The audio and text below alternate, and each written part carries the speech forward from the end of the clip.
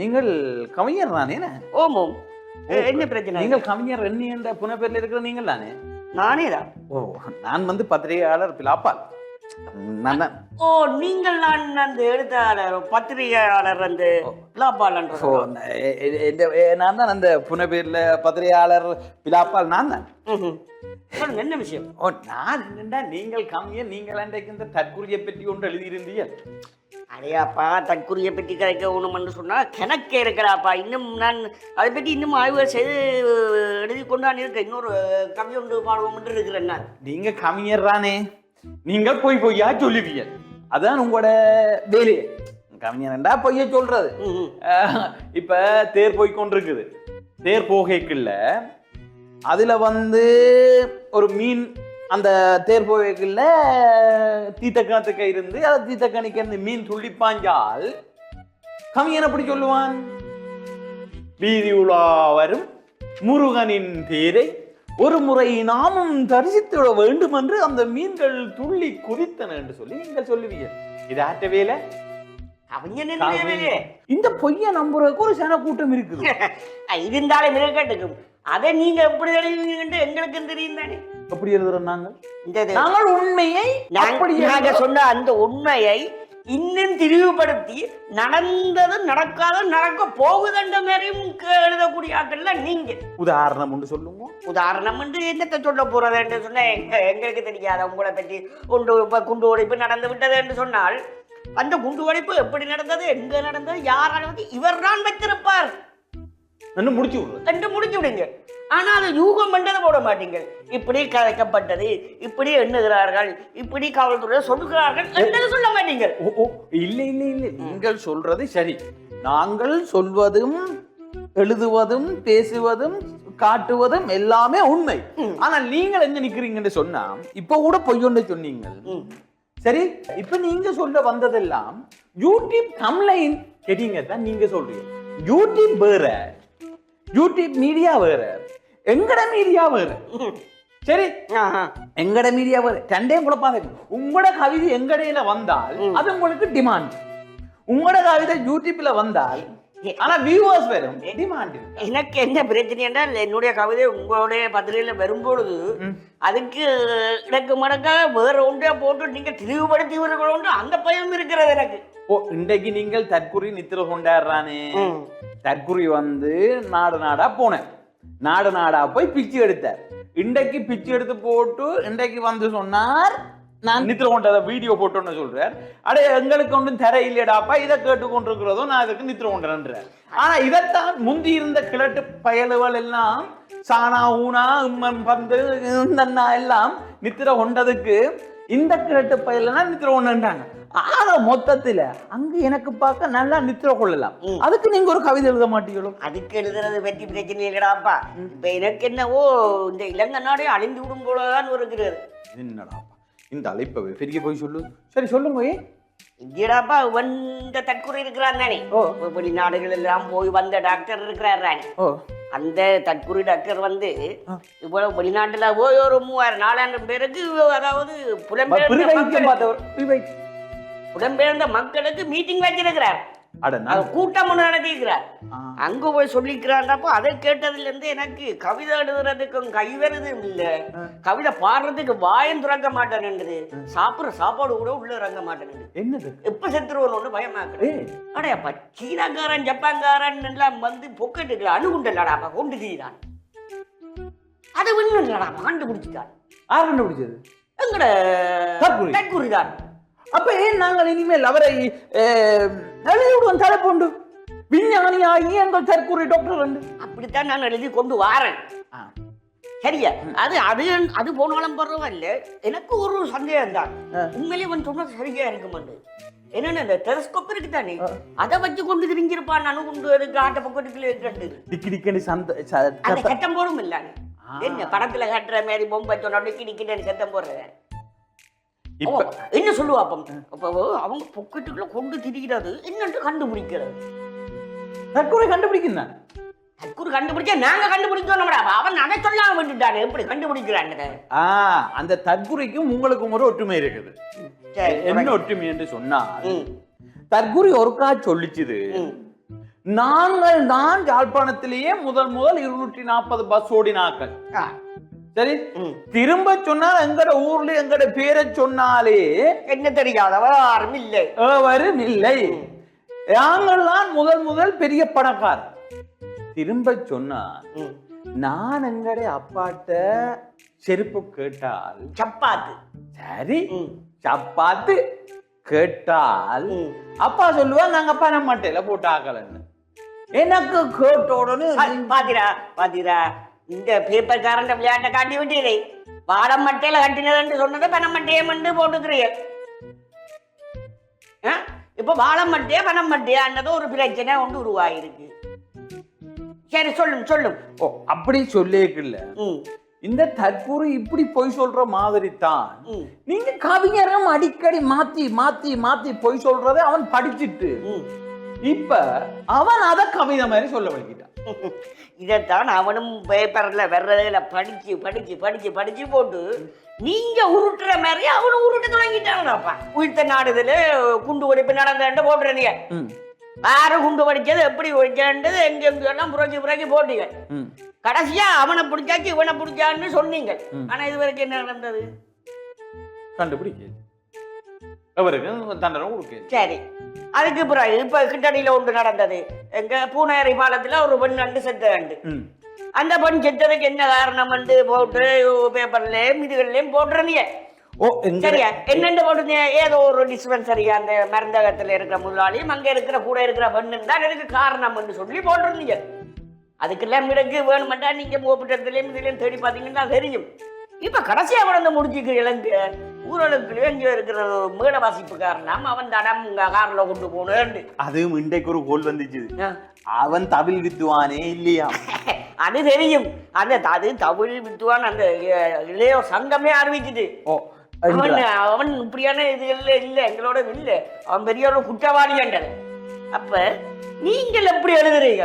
நாங்களாவது ஒரு ஆளை பார்த்து முதல் உங்களுக்கு ஒரு கதை ஒன்று சொல்லட்டும். சொல்லுங்க. இப்ப என்னண்டா இந்த விஞ்ஞானங்களும் இந்த சினிமாக்களும் இந்த உழவு கருவிகளும் வளர்ந்த காரணம் இந்த கவிஞர்களும் இந்த பத்திரிகையாளர்களும் தான். சரி, அதே இருந்தா சரி. நான் கவிஞன் ஒன்றை பார்த்து விட்டு அது புனர்ச்சி அதை பற்றி நான் எழுதுறேன்னாப்பா. ஓ நான் ஒன்று சொல்றேன் கேளுங்க. நீங்க கையில வச்சுக்கலாம் எங்கிட்ட பேப்பர்றேன். தெரியுது. ஓ இங்க இதுல நான் உங்களோட உருட்டெல்லாம் பார்த்து போட்டு தான் இந்த புத்தகத்தை கொண்டு வந்தேன். சரி, என்னண்டா நான் என்ன சொல்றேன்டா கதை ஒன்று சொல்ல வந்தேனா இல்லை? ஆமா.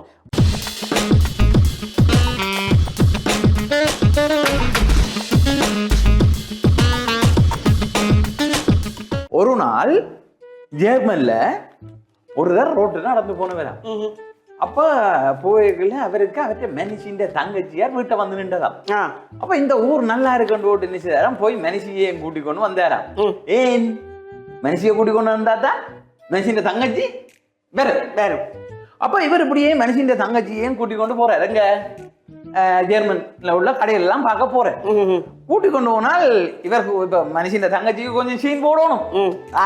அவ இந்த கதையை சொன்னா நீங்க இதுக்கு ஒரு கவிதை படிக்கலாம். ரைட். அப்ப இப்படி போய் கொண்டு கேட்கல இடையில ஒரு கொழுவல் வந்துட்டு வந்த உடனே ஒருதான் அடிச்சு விட்டான். இவர் செத்து போனார். யார்? புருஷன் செத்து போனார். இப்ப செத்து போனால் அந்த ரவுடி கூட்டம் இருக்குதானே, ரவுடி கூட்டம் மனுஷியில கை வைக்குது. அப்ப இவர் ஒண்ணும் செய்ய இல்லை. அந்த டைம்ல பார்த்தால் தங்கக்காரையில கை வச்சு தங்கக்காரையில இந்த ரவுடி கூட்டம் கை வைக்கும். அந்த இடத்துல ஒரு இரும்பு பொம்மை இருந்ததா.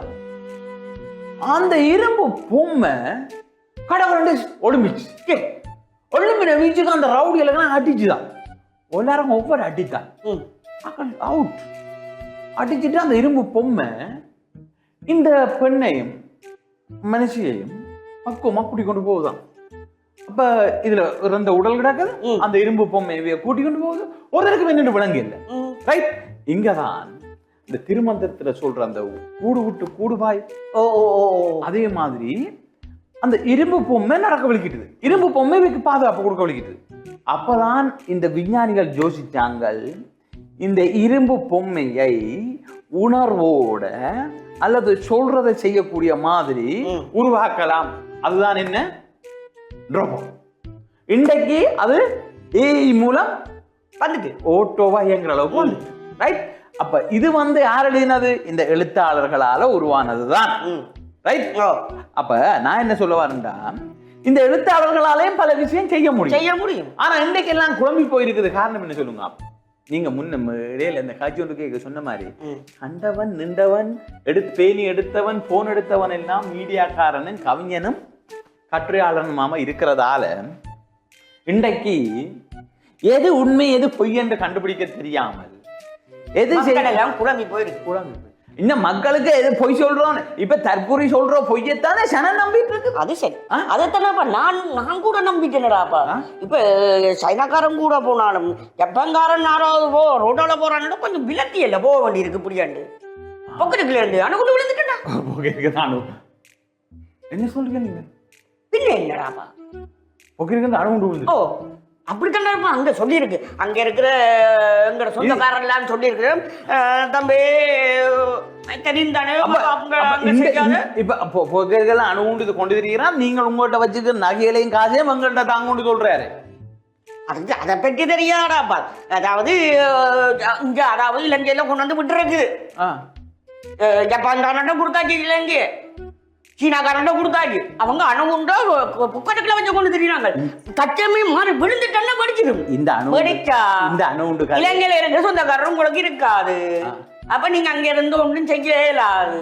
ஏதாவது ஒன்று செய்யுங்கோ என்றோட வெளிநாட்டுல இருக்கிற இல்லாமா 10 அடித்து கொண்டு எனக்கு இல்லை போன் எடுக்கிறது எனக்கு ஒருத்தர் என்னடாப்பா செய்யுது. அணுகுண்டு படிக்க போது நீ இருக்கிற ஒன்னு இஞ்சால வாங்கி ஒன்று செய்ய தேவையில்லை. நீ எழுதினது காணும், எழுதி கிழிச்சது காணும். அது சரி, பேசுங்கள் நீங்க சொன்னது அதையும் சரி. இப்ப பாருங்க, அவன் ஒருதன் தான் தற்கொலை வெடிக்கிறான் என்று பார்த்தால் இங்க பேருக்கெல்லாம் வெடிக்குது. அடே அவனுக்குத்தான் புத்தி இல்லையான்னு கேட்டா இது எனக்கும் புத்தி இல்லாம தானேடாப்பா. இங்க என்ன பிரச்சனைன்னா, நாங்கள் இப்ப பேப்பர்காரெல்லாம் பேப்பரை விட்டுட்டு பூட்டுற அளவுக்கு வந்துட்டோம். ஏனெண்டா இதுவரையும் நாங்கள் தான் பொய்யும் புரட்டும் சொன்னாங்க. நாங்கள் தான் பொய்யும் புரட்டும் சொன்னாங்க. இப்ப இந்த பொய்யையும் புரட்டையும் விட புழுக வலிக்கிட்டவன் கதையை சேனல் நம்ப வலிக்கிட்டோம். அதிசயம். அப்ப நாங்க என்ன செய்யறோம்? பூட்டி போட்டு போற அளவுக்கு வந்துட்டோம். அப்ப இங்க பாருங்க, அவனோடதான் சொன்னான் நாங்கள் தான் பணக்காரன் தான், நாங்கள் தான் இப்ப கஷ்டப்பட்டோம்னா சேனல் நம்புது. இன்னொருதன் என்ன செய்யறான்னு சொன்னா அவனுக்கும் பாடுறான், இவனுக்கும் பாடுறான், கூழுக்கும் பாடுறான், மீசைக்கும் பாடுறான். அவன் இப்ப அவன் பெரிய ஆளா இருக்கிறான். இப்ப பாத்தீங்கன்னா முந்திய மாதிரி ஒரு கொள்கையோட செத்தவன் இல்ல. உங்களுக்கு ஒரு கதை ஒன்று சொல்றேன். சரி, ஒரு வரலாற்று கதை ஒன்று சொல்றேன். அதுக்கு முன்னுக்கு உங்களுக்கு ஒரு கதை சொல்லுங்க. நான் சொன்ன பிறகு நீங்க கதையை சொல்லுங்க. சரி சொல்லுங்க. சரி, நந்தி பல்லவ வர்மன் என்று சொல்லி ஒரு பல்லவ மன்னன் இருந்தவன். சரி, நந்தி பல்லவ வர்மன். இவனுக்கு ஒரே பலவீனம் தமிழ். இவனுக்கு ஒரே பலவீனம் தமிழ். தமிழ்ல யாரும் கவி பாடினால், தமிழில் யாரும் பேச்சு பேசினால், தமிழில் யாரும் சொற்பொழிவாற்றினால், தமிழை புகழ்ந்து பாடினால், தமிழோடு பாடினால், தமிழில் உள்ளவற்றை பாடினால் அவன் அந்த இடத்தில் எந்த வேலையாக இருந்தாலும் தங்கி இருந்து கேட்டுத்தான் போவான். இதுதான் அவனோட பலவீனம். ஆனால் இவனுக்கு ஒரு தளபதி இருந்தான். அந்த தளபதி இவனுடைய பலவீனங்களை வைத்து இவனை யாரும் தாக்கக்கூடும் என்பதற்காக எப்பொழுதும் அவதானமாக இருந்தான். இவனை யாருமே போரிலே நேரில் வெல்ல முடியாது, வென்றதும் இல்லை. காரணம் என்ன? அவனுடைய வீரம், அவனுடைய புத்தி கூர்மை, அவனுடைய தளபதி யாரின் திட்டமிட.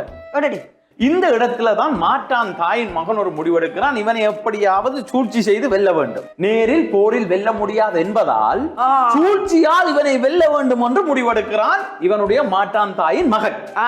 அந்த வாலியை கொன்றது ராமாயணத்திலே. அப்படி எடுக்கப்பட்ட முடிவிலே இவரும் அதற்குள் மாட்டப் போகிறார் என்று இவருக்கு தெரியாமல் இவர் மாட்டி விடுகிறார். எப்படி என்று சொன்னால், குதிரையில் இவர் நாட்டை சுற்றி வலம் வர போகின்ற வேளையிலே இந்த மாற்றான் தாயின் மகன் ஒரு கவி படிக்கிறான். அந்த கவியை கேட்டதும் இவர் குதிரையை நிறுத்தி இந்த கவிதையை திரும்ப சொல், இதனுடைய முழுமையை சொல் என்று கேட்கிறார். அவன் சொல்கிறான், இந்த கவிதையை நான் உனக்கு சொல்ல வேண்டுமாக இருந்தால் நீ தீ மூட்டப்பட்ட சிறையிலே இருந்துதான் கேட்க வேண்டும், ஏனெனில் என்னுடைய தமிழின் இனிமை அவ்வளவு அருமையாக இருக்கும். இதை கேட்டதும் அவன் என்ன செய்யறான்? ஆமென்று விட்டான். ஏன்? தமிழ் மீது கொண்ட பெற்றான். இத்தனை அறிந்த தளபதியார் ஓடி வந்த அந்த சிறையிலே பல பச்சை மர குற்றிகளையும் தாழ இலைகளையும் அடுக்கி அந்த சிதை வேகமாக எரியாதபடிக்கு அடுக்குகிறான். இந்த மாட்டான் தாயின் மகன் அதை விட மோசமானவன் என்ன செய்கிறான்னு சொன்னா பட்ட விறகுகளையும் சுள்ளி தடிகளையும் அதிகமாக அடுக்கி அதிலே அமர வைக்கிறான். அமர்ந்து விடுகிறான். சிதை பற்றி எரிகிறது. பாட்டிலே மை மறந்திருந்த மன்னன் சுற்றி வர சிதை எரிவதை அறியாமல் இறுதி கட்டத்தில் ஓடுகின்ற போது அந்த சிதையினுடைய நெருப்பு பட்டு இறந்து போகிறான். இதனால் ஒரு பாட்டு இருக்கிறது, நந்தி கலம்பகத்தால் மாண்டகதை நாடறியும் என்ற ஒரு பாடல் இருக்கின்றது. ஆனால் இதே இந்த மக்களுக்கு, எங்களுடைய இந்த தமிழ் மக்களுக்கு, புலம்பெயர்ந்து இருக்கின்ற இந்த ஈழத்தினுடைய இந்த இலங்கையினுடைய தமிழ் மக்களுக்கு ஒரு பலவீனம் இருக்கிறது. தமிழும் தமிழுக்காக புரட்சி செய்தவர்களும் தமிழுக்காக மடிந்தவர்களும் ஏதோ ஒன்று செய்வார்கள் என்று இல்லை, அவர்கள் மீது ஒரு உச்சபட்சமாக யாருமே எண்ண முடியாத ஒரு அன்பும் ஆர்வமும் இருக்கின்றது. அந்த பெயரோடு வந்தால் கூட அவரை கும்பிடுவார்கள். இதற்கு உதாரணம் ஒன்று சொல்கிறேன். பிரான்சில் இருந்து ஒருவன் தமிழ் பேசிவிட்டால் அவன் ஏதோ தமிழை பேசிவிட்டான் கொண்டாடுவார்கள். இன்னும் ஒன்று, சிங்கள பெண் பிள்ளை ஒன்று தமிழை பேசிவிட்டது என்பதற்காக அந்த பிள்ளையினுடைய டிக்டாக், அந்த பிள்ளையினுடைய பேஸ்புக், அந்த பிள்ளையினுடைய யூடியூப் என எல்லா இடத்திலையும் மலிந்திருக்கிறார்கள். விடுவார்கள். அந்த பிள்ளை இந்த தமிழை வைத்துக் கொண்டு உழைத்துக் கொண்டிருக்கின்றது என்பதும் உங்களுக்குள் மேலாக வந்து உங்களுக்குள்ளே தகவலை எடுக்கின்றது என்பதை நீங்கள் மறந்து விடுகின்றீர்கள் என்று சொன்னால் தமிழை நேசிப்பதால் தமிழை காது. இன்றும் நம்மை சுற்றியும் இந்த தமிழையும் இந்த தமிழோடு வாழ்ந்தவர்களையும் எங்களுடைய 10ஆம் ஆண்டுக்கு முன்னர் 2009க்கு முன்னர் வாழ்ந்தவர்களுடைய அந்த வரலாற்றையும் அந்த பெயர்களையும் அந்த தடயங்களையும் சொல்லிக்கொண்டு இன்றும் உழைக்கின்றவர்களை நம்பி ஏமாந்து போகிறீர்கள். இன்றும் பொய் சொல்கின்றவர்களை அந்த தற்கொலையும் சொல்கின்றது. 2009க்கு முன்னர் என் அப்பா நம்புகிறார்கள். ஆம், 2009க்கு முன்னர் நம்புகிறார்கள். அங்கே இருக்கின்ற ஒரு பெயர், கரிகாலனா இருக்கட்டும், குன்றனாக இருக்கட்டும், கணக்கன், ரைட், சாணுவாக இருக்கட்டும், பானுவாக இருக்கட்டும், சூசையாக இருக்கட்டும், ராஜாக இருக்கட்டும், எதுவாக இருக்கட்டும், அந்த பெயரை கேட்டதும் எங்களுடைய மக்கள் மெய் மறந்து பலவீனமாகிறார்கள். இந்த பலவீனத்தை வைத்து அடித்துக் கொண்டுதான் இன்று அதாவது என்ன சொல்கிறார்கள் என்று சொன்னால் இவர்களை வைத்து வியாபாரம் செய்து கொண்டிருக்கு. அந்த பலவீனத்தில் படுத்திருக்கின்ற இந்த மக்களின் முதுகிலும் மக்களுடைய தலையிலும் ஏறி நின்று இன்று வியாபாரம் செய்கிறார்கள். அதற்கு அவர்கள் சொல்லிக் கொள்வது, நான் நமது வரலாற்றை கடத்துகின்ற, அழியாமல் இதை பாதுகாக்கின்ற சந்ததிக்கு கொண்டு செல்லுகின்ற தூதுவர்களாக இருக்கின்றோம் என்கின்ற அந்த பொய்யை சொல்லி பணத்தினையும் தமது புகழினையும் வளர்த்து கொண்டிருக்கிறார்களே தவிர இந்த மக்களுக்கான ஒரு சின்ன தீனியும் போட எதையும் செய்ய மாட்டார்கள், செய்யவும் இல்லை. அதாவது சொல்லுவாங்க தெரியுமா, இந்த கையால சாப்பிட்டு விட்டு இந்த கையாலே காக்க இருக்கிறவர்கள்லாம் இவர்கள். அது இவர்கள் நான் முன்னும் சொன்னது போல கூழுக்கும் பாடுவார்கள், மீசைக்கும் பாடுவார்கள், பாடி இருக்கிறார்கள்.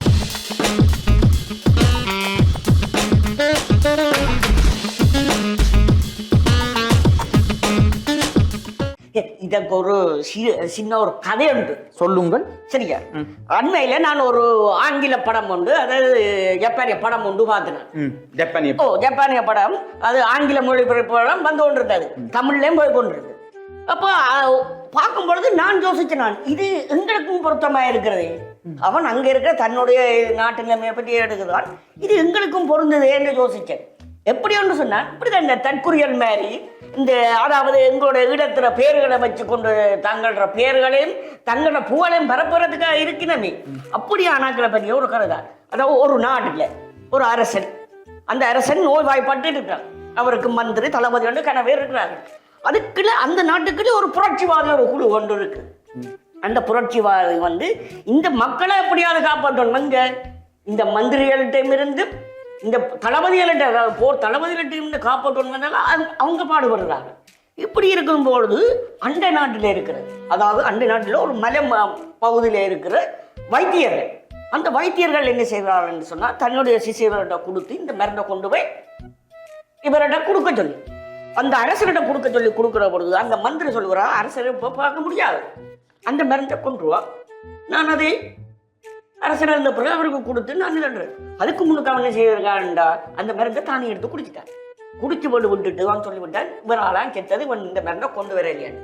இப்படி பலதரப்பட்ட சண்டையில் நடந்து கடைசியா இவனுக்கும் அவனுக்கும் சண்டை நடந்து அப்புறம் இரு நாடுகளுக்குள்ள போர் வர போயில இங்கேருந்து பார்க்க போனா அந்த நாட்டுக்கார தவப்பண்ணி நினைச்சிருக்கிறான், அரசனை நினைச்சிருக்காண்டா, சிறு வயதிலே இங்கும் என்ன மந்திரியாக இவனை இருக்கிறவனை இப்ப சிறு வயதிலே அனுப்பி விட்டான். இங்க அவன் சிறு வயதுல இருந்து இந்த நாட்டுல இருந்து வளர்ந்ததால அவன் இந்த நாட்டு பிரஜை என்றதுக்காக அவனை மந்திரியாக்கி வச்சிருந்தது. இப்ப கடைசியில என்ன ஆயிட்டு, அந்த நாட்டுடைய மன்னன் தான் இங்க, மன்னனுடைய மகன் தான் இங்க மந்திரியா இருக்கிறான். அந்த மந்திரி என்ன செய்திருக்கிறான், தளபதிமாருடைய இங்கே சண்டை பிடிச்சி உனக்கு அந்த பொறுப்பு இல்லை இந்த பொறுப்பு இல்லை என்றெல்லாம் சொல்லி நாட்டுக்குள்ள இருக்கிற ரெண்ட புலவாக்கி விட்டுட்டு கடைசி அங்கிருந்து தூது அனுப்பி விட்டு இங்கிருந்து தூது அனுப்பிவிட்டா அங்க மன்னனை இங்க வந்து போராடுத்து படையெடுத்து வந்து போற இவன் என்ன செய்திருக்கான், தான் ஒழித்து இருந்துட்டான். இங்க சண்டை நடக்கிறது அடிச்சு பிடிச்சி இதெல்லாம் முடிச்ச உடனே என்ன ஆயிட்டு வந்துட்டான். உடனே இங்க மன்னன் ஆகிட்டான், மந்திரி இருந்தால் மன்னன் ஆகிட்டான். இதை போலதான் நான் யோசிச்சேன். இப்படித்தான், அதாவது ஊரு இரண்டுபட்டால் கூத்தாடிக்கு இதைத்தான் நானும் சொல்கிறேன். எங்க ரெண்டு வேறுபடி இருக்க ஒருத்தனும் யோசிக்க விட மாட்டான். யாரு இவன் வந்தானண்டா இந்த அரசன் இருந்தானண்டா என்ன செய்யலாது இல்ல. நான் இப்ப சொல்கிறேன், இப்பொழுது கடன் நிறைய பிரச்சனைகள் ஓடிக்கொண்டிருக்கிறேன். நாங்கள் கொண்டு வந்து இறக்க மாட்டோம், நாங்கள் டவுன்லோட் பண்ண மாட்டோம், நாங்கள் எங்களுக்குள்ளேயே எடுத்துக்கொள்வோம், நாங்கள் அவரை ஏற்க மாட்டோம், நாங்கள் இவர்களோடு சேர மாட்டோம், இவர்கள் அப்படி இவர்கள் அப்படி என்று சொல்லி இங்கே அரசியல் கட்சிகளுக்குள் 1008 சண்டை. ஒருவர் நிற்கிறார், நான் தான் செயலாளர், நான் தான் மாகாண முதலமைச்சர் வேட்பாளர். இன்னொரு தலைவர் இருக்கிறார், இவன் ஏதோ இன்னும் ஓட்டுறான், நான் அவரோட ஒட்டிக் கொள்வோம் ஒருவர். இன்னொருவர் யாரையாவது இறக்கி நாங்கள் மாகாண சபையின் ஆட்சியாவது எடுத்துக்கொள்வோம் என்று இவர்களுக்குள் சண்டை பிடித்துக் கொண்டிருக்க, நீர் சொன்ன மாதிரி இங்கே சிலரை இறக்கி சில வேலைப்பாடுகள் சிறப்பாக நடைபெற்றுக் கொண்டிருக்கின்ற இந்த வேலையிலே செயலாளருக்கும் இங்க இடமில்லை. செயலாளருக்கு ஏறவே இடமில்லை, தலைவருக்கு அதை விட அங்கேயே இடமில்லை. பேருக்கு செயலாளர், பேருக்கு தலைவர். இங்கால பாத்தீங்கன்னா சில பேர் தங்கட பாடும். ஒட்டுமொத்தமாக நீர் சொன்னது போல இங்கே பிரிவிட்டு அடிபட்டு கொண்டிருக்க, அங்காலே இருந்து வந்து வட மாகாணத்தில் முதலமைச்சர் யார் என்பதை இந்த மக்கள் என்னங்க வாராங்க சொன்னா, இந்த செயலாளர் தலைவர் இந்த தலைவர்கள் இந்த கட்சி என்று சொல்லி சண்டை பிடிச்சு ஒன்று கேட்கல. இந்த மக்கள் நீர் சொன்ன மாதிரி அங்கிருந்து வந்தானே, அவன் தான் இங்க முதலமைச்சராக போறான், அவன் தான் ஆள போகிறான், அவனுடைய ஆளுகையை சரி என்று சொல்ல போகிறான். திட்டவட்டமாக தெரிந்து விட்டது, ஆனாலும் மறப்பதற்கு இல்லை. ஆனாலும் என்ன இங்க விடுகிறான் இல்லை, நான் தான் முதலமைச்சராக வரணும், நான் தான் இதுக்குள்ள இதாக இருக்கணும், நான் தான் இதுக்கு வந்து இவர்களுக்குள்ளே சண்டை. ஆனா இவன் ஒருத்தனாவது நான் இந்த கட்சியில இருக்கிறான், இங்கே போத வஸ்துகள் வந்து கொண்டு இருக்கிறது, அதை அழிப்பதற்கான ஏதாவது ஒரு முடிவு எடுக்கிறீர்களா கேட்டால் இல்லை. சரி, இளைஞர்களுக்கு ஏதாவது சொல்லுகிறீர்களா? அதுக்கும் நீர் கவிஞராக இருப்பதால் நீர் போதை வசத்தை வைத்துக் கொண்டு ஒரு கதை பேசுகிறீர். நாங்கள் அந்த போதை வசத்தை வைத்துக் கொண்டு அதுக்குள்ள இருக்கிற ஒரு சின்ன இன்னும் ஒரு கதை என்று சொல்லுவேன். சொன்ன பிறகு நீர் சொல்லும். நான் என்ன சொல்கிறேன் என்று சொன்னால், இந்த போதை வஸ்து என்பது வெளியிலே காட்டப்படுகின்ற படம், வெளியிலே காட்டப்படுகின்ற ஒரு திரை. இந்த திரைக்கு பின்னால் என்ன நடக்குது என்பதை பார்ப்பதற்கு யாருக்கு நீங்க மூளை இல்லை. நான் ஒரு பத்திரிகையாளர் என்பதால் இதனை சொல்ல வேண்டும் உமக்கு என்பதால் சொல்லி அந்த கதையை சுருக்கமாக சொல்லும். கதையிலே ஒரு சிறிய கதை தான். ஒரு வைத்தியரிடம் ஒருவர் போய் கேட்டுக்கிறார், ஐயா இந்த வைத்தியம் நீங்க அதாவது இந்த பைத்திய ஆஸ்பத்திரியிலே இப்படி இருக்கிறீர்கள், இந்த பைத்தியங்களுக்கெல்லாம் வைத்தியம் பார்க்கிறீர்களா, இவர்களுக்கு இந்த பைத்தியம் எவ்வளவு தெளிஞ்சிட்டு என்று எப்படி நீங்க கண்டுபிடிப்பீர்கள் என்று சொன்னால் கேட்டுக்கிறேன். அப்ப அவர் சொல்லிக்கிறார், அது வெரி ஈஸி, அந்த எக்ஸாம்பிளுக்கு ஏதாவது ஒன்று சொல்லுங்களேன் என்று அவர் கேட்டுக்கிறார். பைத்தியம் அவர்களுக்கு தெரிந்து விட்டு கண்டு பிடிக்கிறதுக்கு ஒரு சின்ன ஒரு வாளி ஒன்று எடுத்துக்கொண்டு வந்து வாளிக்குள்ளே நீரை நிரப்பி விட்டு பக்கத்தில் ஒரு கரண்டியம் வச்சு ஒரு கோப்பையம் வச்சு விடுவோம், ஒரு கிண்ணத்தையும் வச்சு விடுவோம், வைத்து விட்டு அதுக்குள்ளே இருக்கிற தண்ணீரை வெளியே விட்டும்படி சொல்லி விடுவோம். அப்போ அவர்கள் என்ன செய்வார்கள், யாராவது ஒருத்தன் வந்து என்ன செய்வான், பைத்தியம் தெளிஞ்சவன் சொன்னா பைத்தியம் தெளிஞ்சவன் சொன்னால் இருக்கிற கரண்டியே மக்கையும் வச்சிருக்கு, இதால இருந்து நீங்கள் தண்ணியை எடுத்து வெளியேற்றுங்கன்னு சொன்னா அவன் கரண்டியை என்ன செய்வான், கரண்டி எடுத்து ஊத்துறவன் என்ன ஊத்துக்கொண்டு இருந்தானண்டா கொஞ்சம் கொஞ்சமா ஊத்துக்கண்டா அவனுக்கு பைத்தியம் கொஞ்சம் தெளிஞ்சிருக்குல்ல, இன்னும் தெரியல. சரி, அந்த மக்கள் இருக்கிற இந்த எடுத்து ஊதுவானு அந்த ஊத்துறவனை பார்த்தா அவனை சொல்றது செமின்னு சொல்றது, அதாவது தெளிஞ்சு இன்னும் தெரியாம இருக்கு. முழுதா குணமாயிட்டு சொன்னா இதுக்கு வாளியில இருக்கிற தண்ணீரை வெளியேற்றி விடுங்கள். இந்த கோப்பையும் வச்சு அந்த கரண்டியும் வச்சால் உடனே அவன் நினைச்சுக்கிறா பார்த்து போட்டு இவ்வளவு நேரம் இதுக்கு மினக்கிற நேரத்துக்கு என்னத்துக்கு வாளியை கவுட்டு விட்டுட்டு அவன் போடுவான். அப்ப அந்த இடத்துல நாங்க என்ன செய்து கொள்ளலாம், கண்டுகொள்ளலாம். பைத்தியம் தெரிஞ்சுட்டு அவனும் பைத்தியம் இல்லை. ஆனா இப்போ இதுக்குள்ள கதையில சொன்ன மாதிரி இங்க இருக்கிறதுல செமியில இருக்கிற பைத்தியங்கள். செமி இல்ல இல்ல மதில் மேல் பூனைகள்.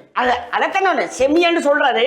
தெலுங்கும் இன்னும் தெளிவுபடாம இருக்குதுகள். அரைவாசி அதான் அதுதான் சொல்றேன். தெளிவு இன்னும் பெறாது. எத்தனை படங்கள் எடுத்தாலும் சரி, எத்தனை பேப்பர்கள் எடுத்தாலும் சொல்லி, எத்தனை ஊடகத்துக்குள்ள டிவிக்குள்ள எப்படி வந்து சொன்னாலும் தெளிய போறது இல்ல. அரைவாசி பேர் யாருண்டா எங்கட ஊடகவியலாளருக்கு தானே இந்த பேப்பர்காரர், டிவிக்காரர், யூடியூப்காரர். நாங்கள் எல்லாம் மதில தானே இருக்கிறோம்.